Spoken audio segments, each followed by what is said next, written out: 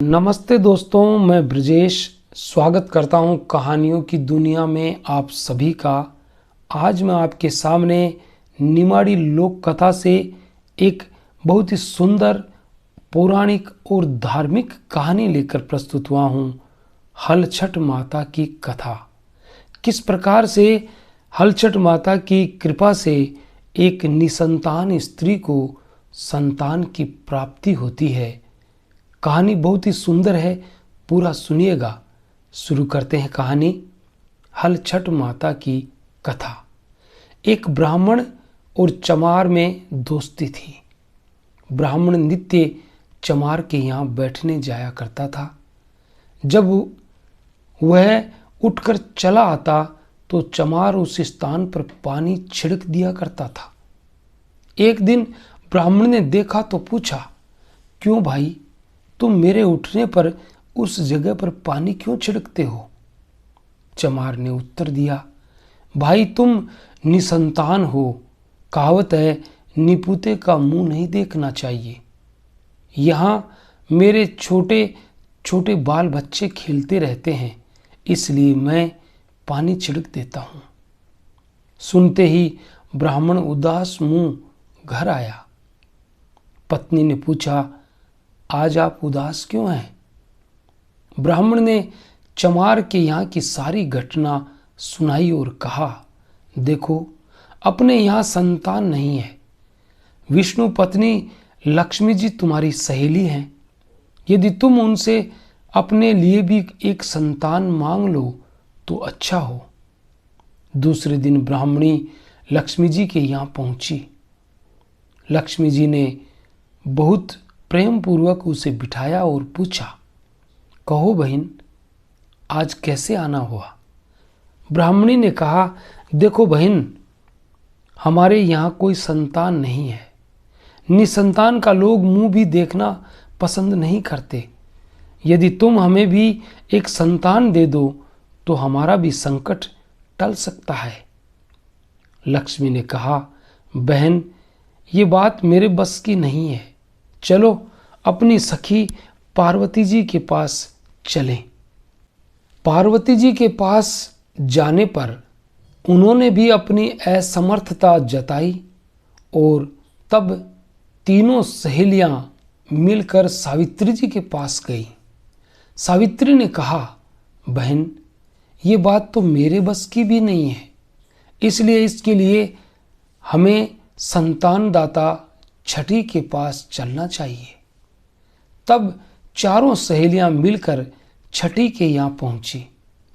छठी अपने यहाँ लक्ष्मी, पार्वती, सावित्री और ब्राह्मण पत्नी चारों सहेलियों को पाकर बहुत प्रसन्न हुई तथा उनके आने का कारण पूछा। तीनों ने अपनी सहेली की गाथा सुनाई और उसे एक संतान देने की मांग की। छठी ने कहा, बहन, इसके भाग में इस जन्म में क्या, 7 जन्म में भी कोई संतान नहीं है। लेकिन आप सब आई हैं तो चलो कहीं देखें। यदि कोई अपनी संतान से संतुष्ट नहीं होगा तो उसे उठा लाएंगे।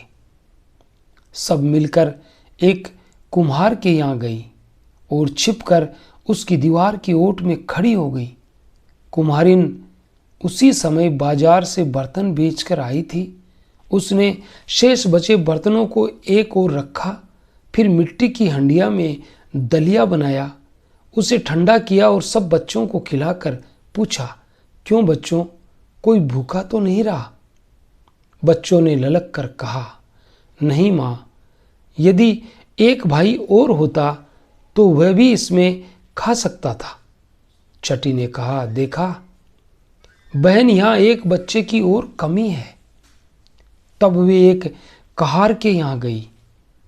कहारिन पूरी शाम चने बेचकर लौटी थी। उसके बच्चे किलकारी मारकर उसे मिलने के लिए दौड़े। उसने किसी को गोद में उठाया, किसी की पीठ थपथपाई और किसी के सिर पर हाथ फेरकर सबके प्रति अपना लाड प्यार जताया। फिर उन्हें खाना खिलाकर आधी चादर बिछा दी और आधी चादर उनको उड़ा दी और पूछा, क्यों बच्चों, सब ठीक से तो सो गए ना? बच्चों ने कहा, हाँ माँ, यदि एक भाई और होता तो वह भी मजे से इस पर सो सकता था। छठी ने मुस्कुराकर कहा, सुनो, इन्हें भी एक बच्चा और देना होगा। और तब वे एक राजा के घर गई। राजा का बच्चा बीमार था। नौकर हवा कर रहे थे, दाई दवा पिला रही थी। सब परेशान नजर आते थे। सूर्यास्त का समय था। इसी समय रानी ने कहा, हे भगवान, अब तो बहुत हुआ, या तो इसे अच्छा कर दे या उठा ले। उसका यह कहना था कि बच्चे की तुरंत मृत्यु हो गई और छठी ने उसे उठा लिया। उधर उसकी मां जोर से विलाप करने लगी। अब वह रोती जाती थी और कहती जाती थी, हे मेरे बच्चे, यदि कोई तुझे ठंड के मौसम में भी आम खाने को दे तो रहना, नहीं तो मेरे पास आ जाना। यदि कोई तुझे बरसात में भी धूल में खेलने दे तो रहना, नहीं तो मेरे पास आ जाना।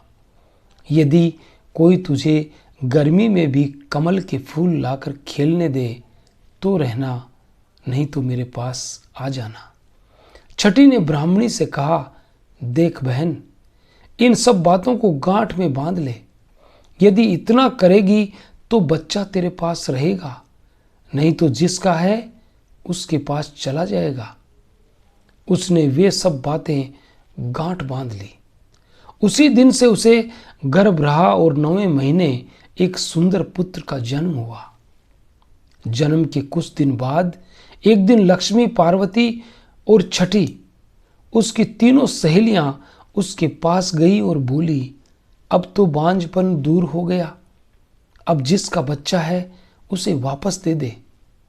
वह बोली, बहन, जब तुमने दिया ही है तो मुझे पीला पहन लेने दो, जलवायु पूज लेने दो, जरा मुझे भी मन के चाव पूरे कर लेने दो, फिर ले जाना।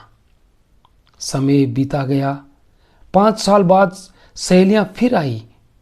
बोली, बहन, अब तो बच्चा वापस लौटा दो। वह बोली, बहन, जरा इससे लड़ा लेने दो, प्यार कर लेने दो, मैं इसको जनेऊ पहना दूं, फिर इससे ले जाना। सहेलियां लौट गई और बच्चा बड़ा होता गया। अब वह बोलने चालने लगा था। वह जो भी मांगता उसकी मांग तुरंत पूरी की जाती थी। कभी वह ठंड में जिद करता कि मुझे आम चाहिए, उसकी माँ पहले से ही तेल की घड़ी में आम रखती और मांगने पर उसे आम दे देती। कभी वह भरी बारिश में जिद करता कि मुझे खेलने के लिए धूल चाहिए और उसे सुरक्षित स्थान में धूल से खेलने दिया जाता था। कभी वह भयंकर गर्मी में कमल के फूल मांगता और उसे सहेज कर रखे फूल दिए जाते। कुछ समय और बीता तथा उसका यज्ञोपवीत संस्कार भी हो गया। एक दिन सहेलियां फिर आई और अपनी मांग पेश की। उसने अत्यंत नम्रता से कहा, बहन, जब इतने दिन बीत गए तो इसका अब ब्याह भी कर लेने दो, फिर बहू को मैं रख लूंगी और इसे तुम्हें दे दूंगी। सहेलियों ने उसकी इस अंतिम इच्छा को भी मान लिया। अंत में एक दिन ब्याह का शुभ मुहूर्त आया। ब्राह्मणी ने अपनी 4 सहेलियों को भी निमंत्रण भेजकर ब्याह में बुला लिया। बहू ब्याह कर घर आ गई।